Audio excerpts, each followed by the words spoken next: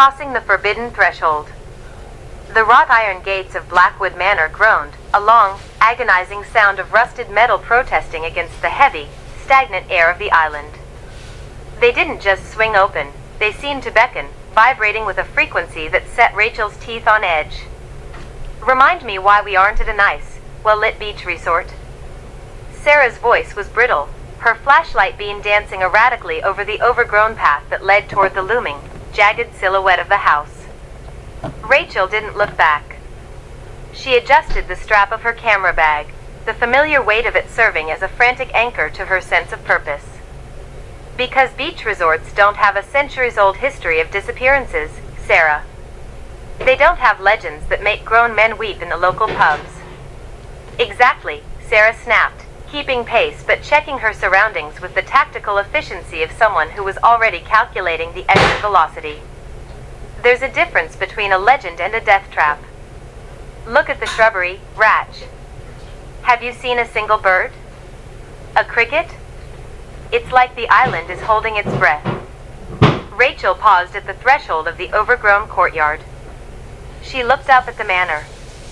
It was a Gothic monstrosity, all peaked gables and dark, sightless windows that seemed to pull the moonlight into their sockets. It wasn't just old, it was expectant. "The mist is getting thicker," Sarah muttered, pivoting to look back toward the shoreline where they'd left their boat. But where the skiff should have been, there was only a wall of impenetrable, gray vapor, a shifting, roiling curtain that looked less like weather and more like a closing eyelid. "The tide is coming in fast," Rachel said, though even she couldn't keep the tremor out of her voice. She took a step toward the front door. "We need to get inside, get the footage, and wait for the fog to clear. We'll be out in an hour." "The door is already open," Sarah whispered, her light narrowing to a tight, trembling beam. Indeed, the massive oak doors stood ajar, revealing a sliver of interior darkness that felt colder, deeper, and more absolute than the night outside. Rachel reached out, her fingers grazing the rough, splintered wood of the doorframe. As she leaned into the foyer, the air didn't just rush out to meet her, it inhaled. The click of the latch was deafening.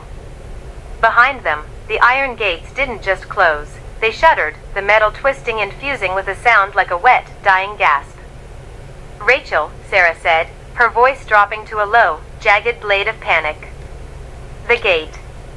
It's gone." Rachel spun around. Sarah was right. The path they had just walked down had vanished, replaced by a dense, tangled thicket of thorns that looked as if it had been growing for 100 years. The landscape had shifted, not through time, but through intent. The manor had reorganized the world to suit its own geometry. "Don't panic," Rachel said, though she felt the blood draining from her face. She reached for the iron handle of the front door, pulling with all her strength. It didn't budge. It was as if the house had grown around the frame, sealing itself off from the reality they had left behind. It's just architecture. It's an old house.